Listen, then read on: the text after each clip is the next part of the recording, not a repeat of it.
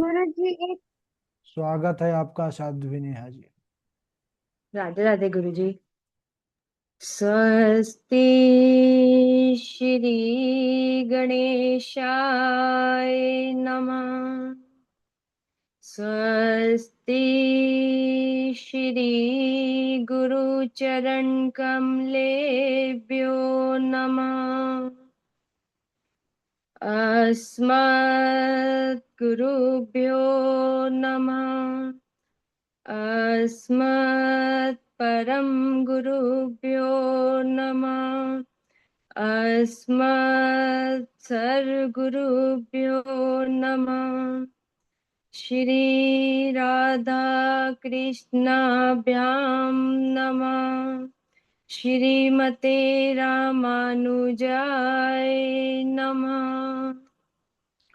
लंबोदरम परमसुन्दरैकदन्तं पीताम्बरं त्रिनयनं परमं पवित्रम् उद्यादिवाकरनिभोज्वलकान्तिकान्तं विघ्नेश्वरं सकल विघ्नहरं नमामि।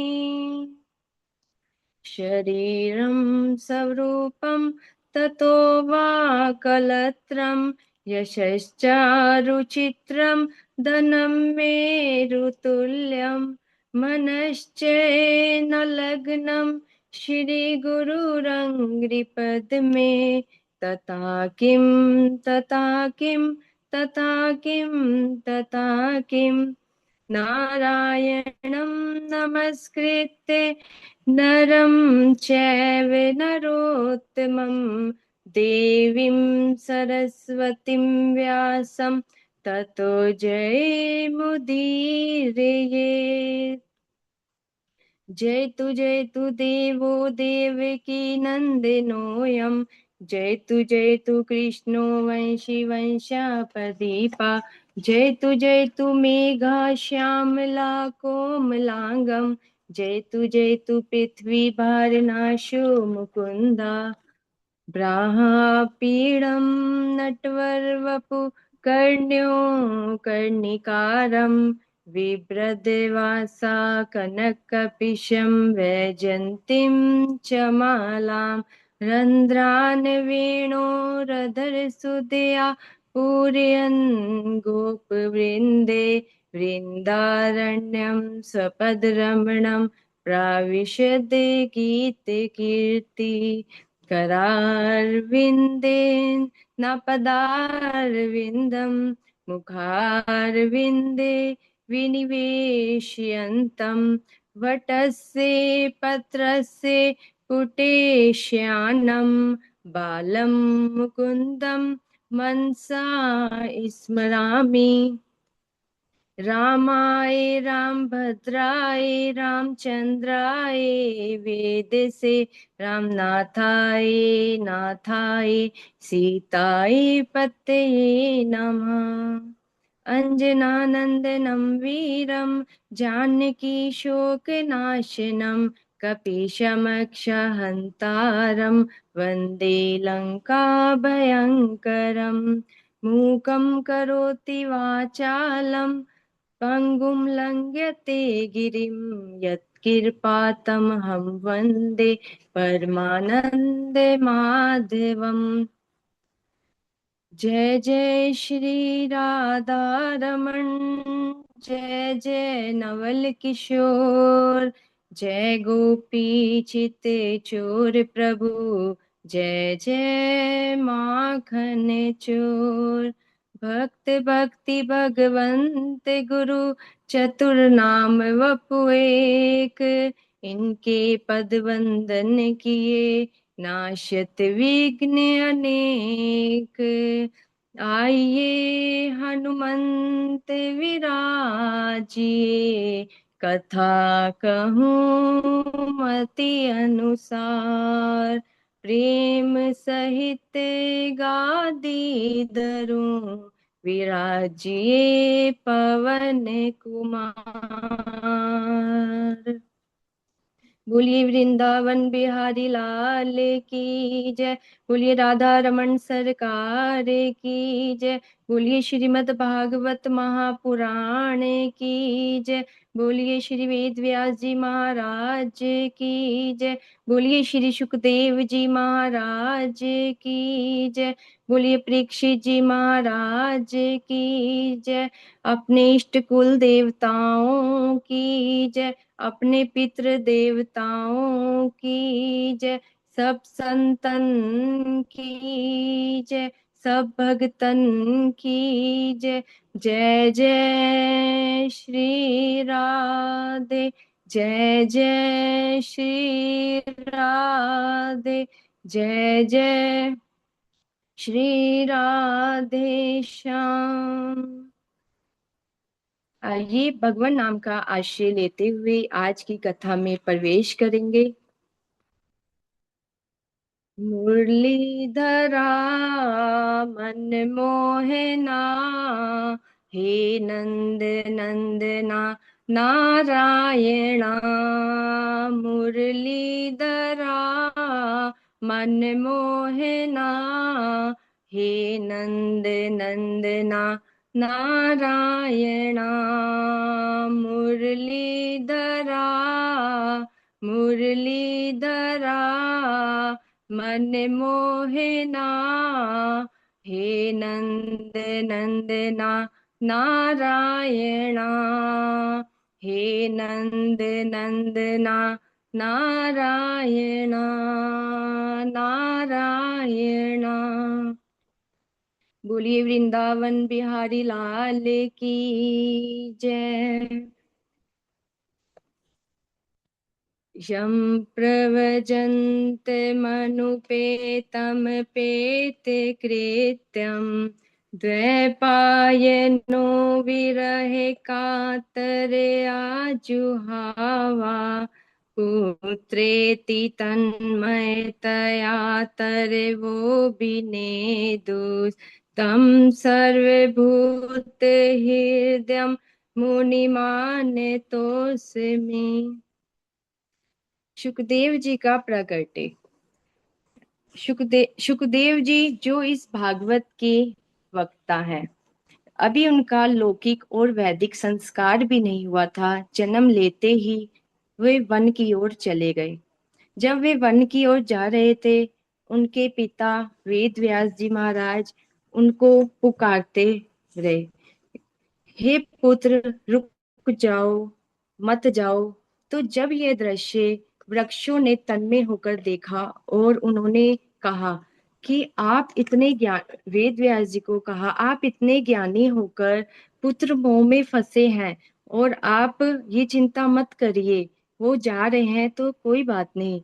उन्होंने कहा कि आप हमें देखिए, हमारे ऊपर प्रतिवर्ष नए फल लगते हैं, उत्पन्न होते हैं और नष्ट हो जाते हैं, फिर भी हमें कोई भी मोह नहीं है, हम दुखी नहीं होते। इसलिए आप भी दुख त्याग दीजिए, क्योंकि आत्म रूप से श्री सुखदेव जी हम सबके हृदय में विराजमान है और मैं उनको नमस्कार करता हूँ। नैमिषे सुतमासीना मभिवादे महामतिम, कथामृतरसा स्वादा कुशला शून्य को ब्रवीत। एक सुखदेव जी का प्रकटे कैसे हुआ। एक बार गोलोक धाम में श्री राधा माधव विराजमान है और वहीं एक शुक रहता था जो राधा रानी का प्राण प्रिय है। तो राधा रानी ने एक बार देखा कि श्री कृष्ण जी थोड़े उदास दिखाई दे रहे हैं। तो राधा रानी ने पूछा, आप चिंतित क्यों हैं प्रभु, आपको क्या हुआ, आप अपनी चिंता का कारण हमें बताइए। भगवान कहते हैं, ये जो गोलोक धाम में नित्य गुप्त प्रेम लीला हो रही है, मैं चाहता हूँ कि ये धरा धाम पर जाकर कोई सुनाए। तो वहीं पर शुक उड़कर राधा रानी के हाथ पे बैठ जाता है और कहता है, श्री राधा श्री राधा। तो राधा रानी कहती हैं, नहीं नहीं शुक, तू राधा राधा मत बोल, तू श्री कृष्ण बोल। तो वो शुक श्री कृष्ण करता हुआ उड़कर श्री कृष्ण जी के हाथ पर बैठ जाता है और कहता है, श्री कृष्ण श्री कृष्ण। तो श्री कृष्ण जी कहते हैं, नहीं नहीं शुक, तू राधा राधा बोल, मेरे कानों में अमृत घुल जाता है। ये जब मैं श्री राधा नाम सुनता हूँ तो वे फिर उड़कर जाते हैं और कहते हैं श्री राधा श्री राधा। वो फिर कंफ्यूज हो जाते हैं। शुक कहते हैं कि अगर मैं राधा पास जाता हूँ तो वह कहते हैं श्री कृष्ण बोलो, श्री कृष्ण पास जाते हूँ तो कहते हैं राधे राधे राधे बोलो। तो अब शुक जब इनकी प्रेम लीला को देखकर अब क्या कहने लगा, राधे कृष्णा राधे कृष्णा। जब कृष्ण भगवान ने ये सुना तो उन्होंने शुक को ही उचित माना कि ये अब हमारी जो गोलोक धाम में नित्य प्रेम लीला होती है, यही जाकर धरा धाम पे हमारे प्रचार प्रसार करेंगे। एक बार की बात है, देवर्षि नारद माता पार्वती के पास गए।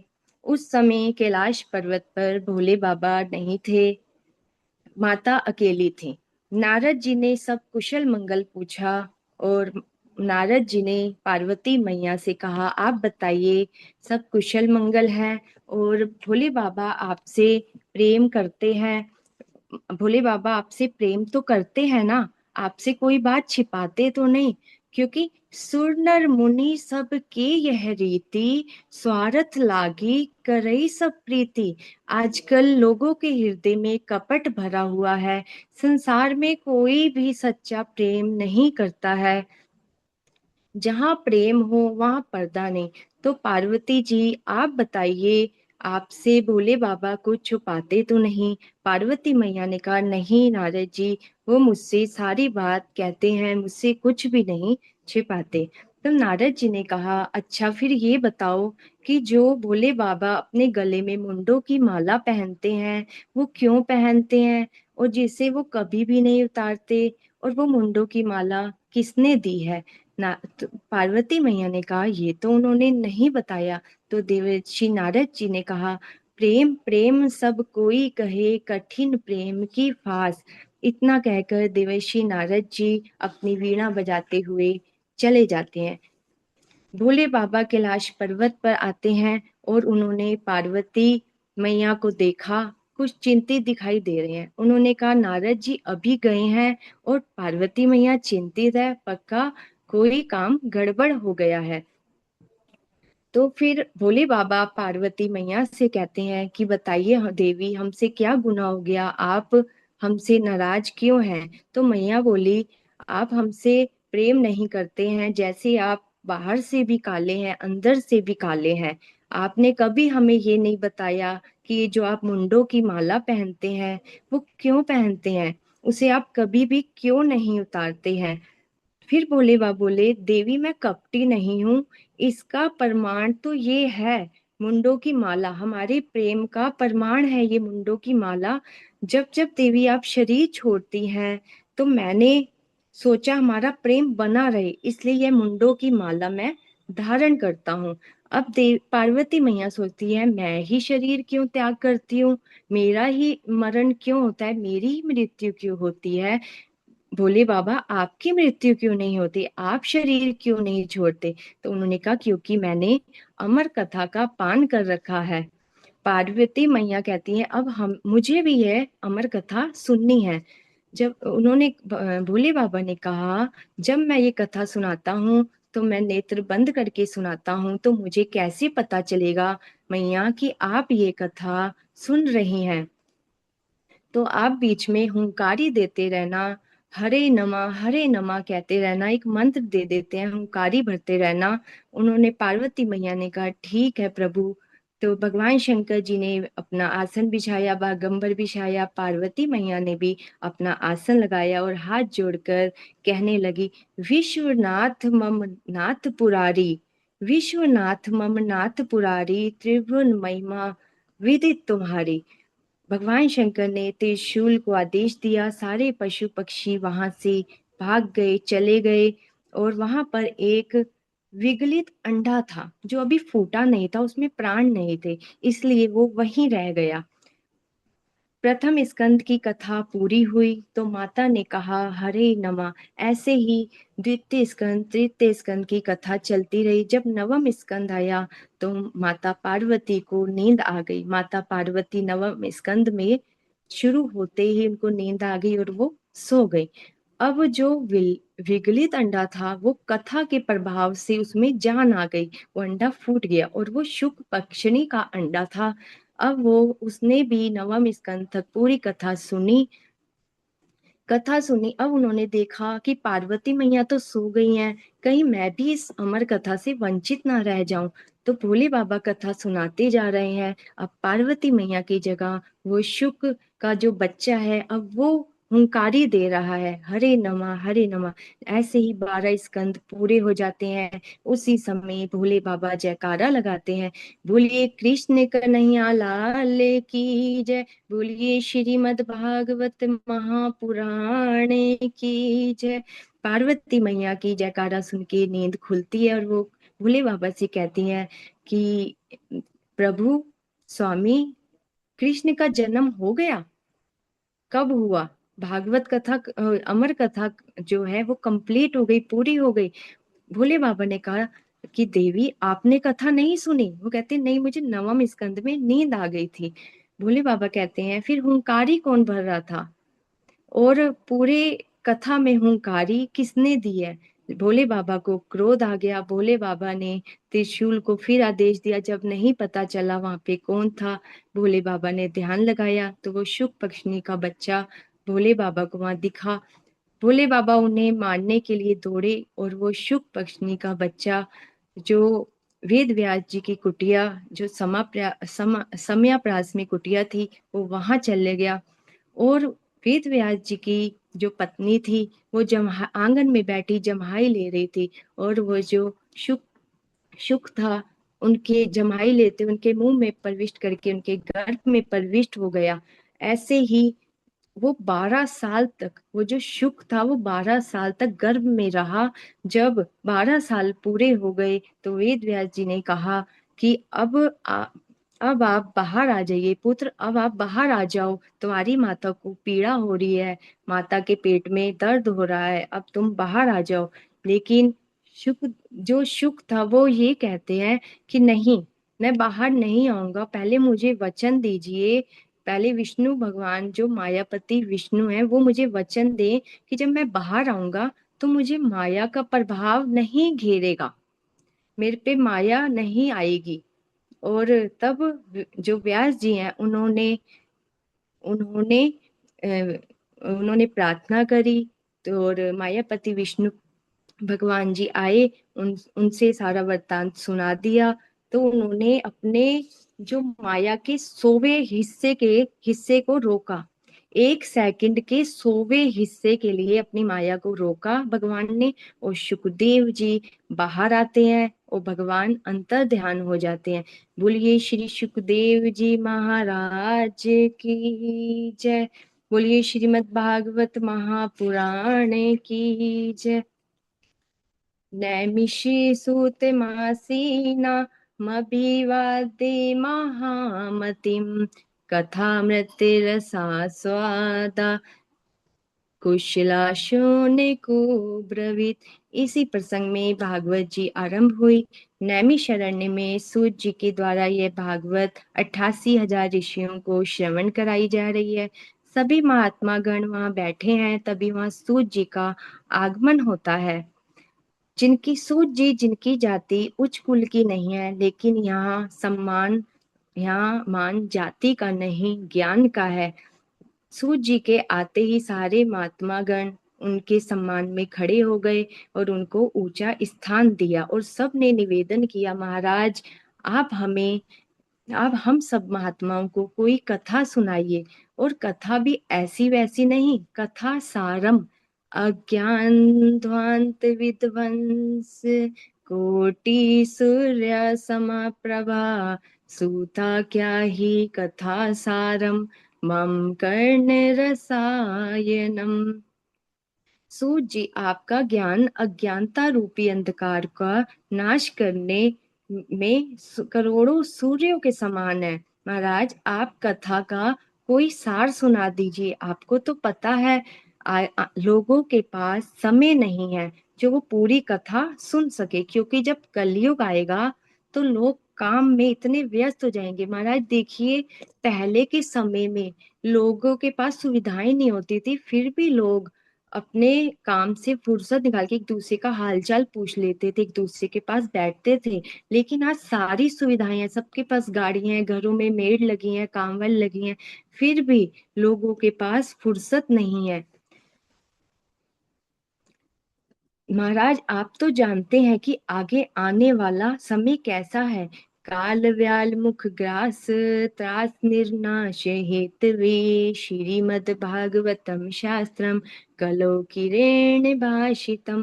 काल रूपी महान सर्प का ग्रास बने हुए प्राणियों की दुख की निवृत्ति के लिए कली काल में श्री सुखदेव जी ने ये कथा सुनाई थी, क्योंकि उन्हें पता था क्योंकि ये जो काल है बहुत ही बुरा है। उन्हें पता था कि जीवन में इतनी सारी कठिनाइयां आने वाली हैं और सोच और पवित्रता सबका नाश हो जाएगा, दान दया धर्म सबका, लोगों का सबसे मन हट जाएगा, भजन में लोगों का मन नहीं लगेगा, शालको बुद्धिदायका, घर में कोई भी अच्छा काम किया जाएगा तो बड़े बुजुर्गों से सलाह नहीं ली जाएगी और सलाह लेने के लिए ससुराल से साले जी को बुलाया जाएगा। हम लोग, हम आने वाले लोग, जिन मतलब ऋषियों ने कहा आप हमें कथा का सार सुनाइए। सूता क्या ही कथा सारम मम कर्ण रसायनम। तो क्या ऋषियों के पास समय नहीं था कि क्या वो पूरी कथा सुन सके? नहीं महाराज, उन्होंने हम कलयुग वासियों के लिए ये कथा का सार सुना और कहा जिसमें भक्ति ज्ञान वैराग्य की प्राप्ति हो जाए। तो भागवत सुनाते हुए श्री सूत जी कह रहे हैं, श्रीमद् भागवतम वार्ता सुराणामपि दुर्लभा। ये जो श्रीमद् भागवत महापुराण की कथा है, ये तो देवताओं को भी दुर्लभ है। ये वो भागवत सुनाते हुए श्री सूत जी कह रहे हैं, हे ऋषियों, यह कथा बड़ी दिव्य है और यह कथा देवताओं को भी दुर्लभ है।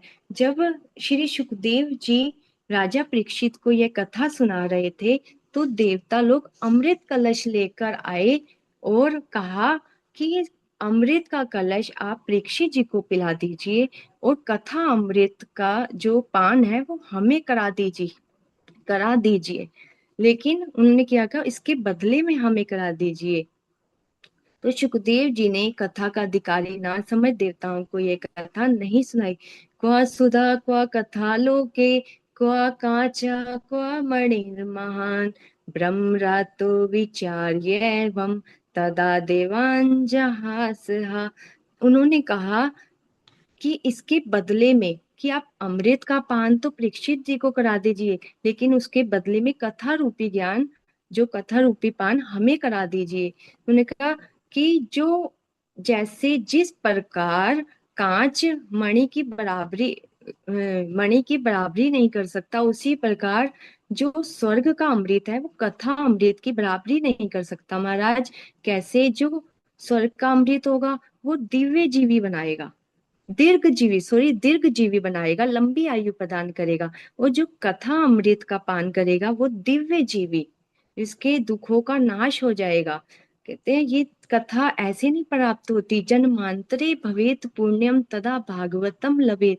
हमारे जन्म जन्मांतरों के जब पुण्य उदय होते हैं तब महाराज हमें ये कथा प्राप्त होती है, कथा सुनने का, श्रवण करने का अवसर प्राप्त हो जाता है। तो सुखदेव जी ने कहा मैं ये कथा आपको जरूर सुना देता, लेकिन आप एक व्यापारिक बुद्धि से आए हैं। अगर आप जिज्ञासु भक्त बनकर आते तब आपको मैं ये कथा जरूर सुनाता। यह वह कथा है महाराज जिसने ज्ञान वैराग्य को उनकी नींद से जगा दिया। जब यह कथा ज्ञान वैराग्य को की नींद को खोल सकती है तो यह कथा कलयुग के सोए हुए जीवों को नहीं जगा सकती। ऐसी श्री सूत जी 88,000 ऋषियों को प्रसंग सुनाते हैं, वर्णन करते हैं। एकदा ही विशालायाम चत्वार ऋषयो मला सत्संगार्थम समायाता दशुस्तत्र नारदम। एक बार श्री सनकादिक ऋषि विशालपुरी बद्रिका आश्रम में जा रहे थे। वहां नारद जी का आगमन होता है। नारद जी से सनकादिक ऋषियों ने पूछा, आपका चेहरा इतना उतरा हुआ क्यों दिखाई दे रहा है? आप इतने चिंतित क्यों दिखाई दे रहे हैं महाराज? कथम कुतश्चिंता तुरो भवान, त्वरितं गम्यते कुत्र कुतश्चागमनं तव। हे दिवैषी, अपने दुख का कारण बताइए। दिवैषी नारद ने कहा, एक बार मैं घूमता हुआ श्री धाम वृंदावन में यमुना जी के किनारे गया महाराज। मैं पूरी दुनिया में घूमा। अहम तो पृथ्वीं यातो ज्ञात्वा सर्वोत्तमामिति। प्रयाग, हरिद्वार, काशी, कुरुक्षेत्र, पूरी दुनिया में घूमा महाराज। कहीं भी जब तप, दया, दान, सत्य कहीं भी मुझे दिखाई नहीं दिया। यह सब देखते देखते जब मैं श्री धाम वृंदावन पहुंचा तो मैंने बहुत ही अद्भुत घटना देखी। एक महिला बैठी हुई यमुना के किनारे, उनकी गोद में दो वृद्ध पुरुष थे जो बहुत ही क्षीण अवस्था में थे, मूर्छित अवस्था में थे।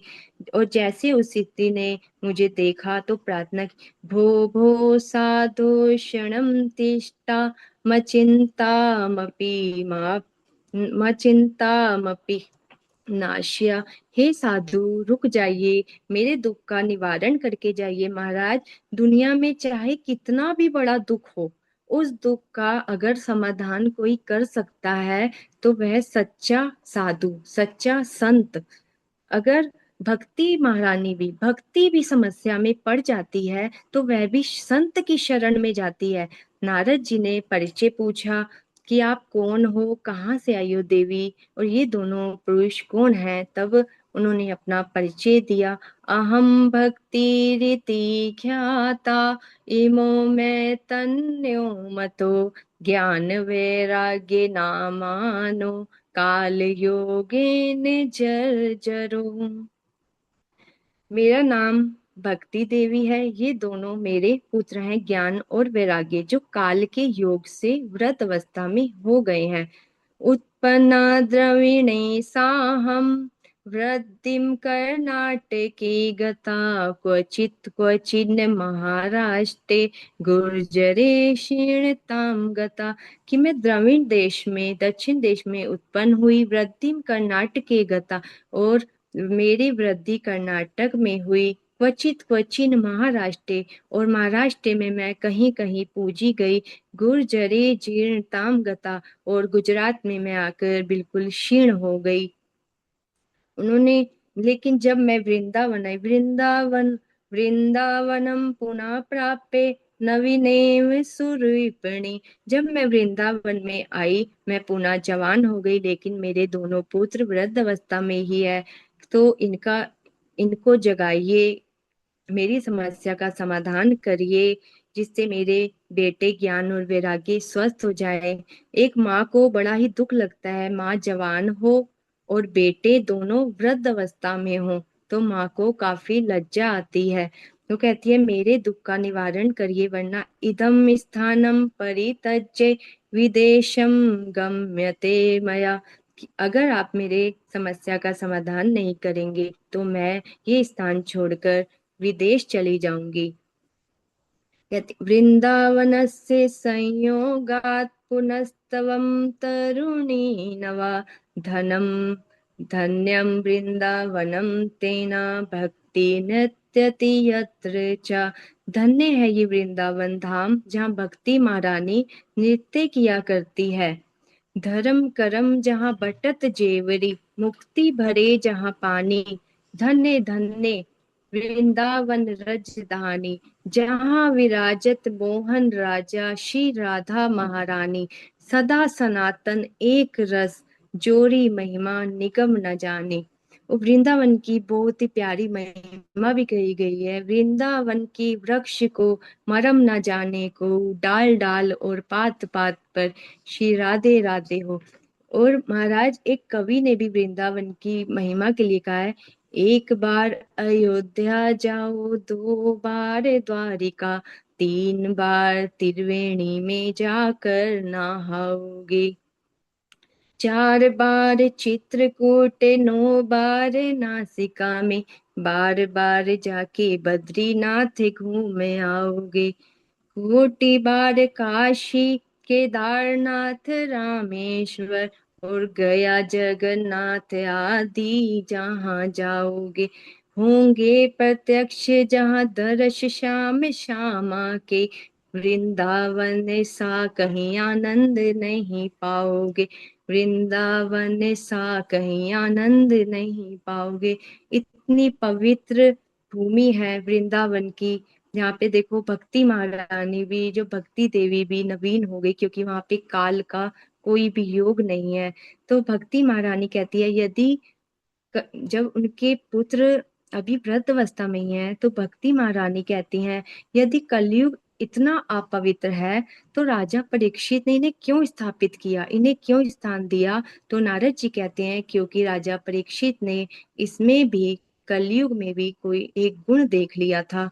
यत् फलं नास्ति तपसा न योगेन समाधिना, तत्फलम लभ्यते सम्यक कलौ केशव कीर्तनात्। जो पहले के युग में तपस्या योग समाधि करने से भी प्रभु की इतनी जल्दी प्राप्ति नहीं होती थी, तो हरि इस युग में, कलयुग में श्री हरि के कीर्तन मात्र से ही प्रभु की प्राप्ति हो जाएगी। ये गुण देखा और कलयुग को स्थान दिया और स्थापित किया महाराज।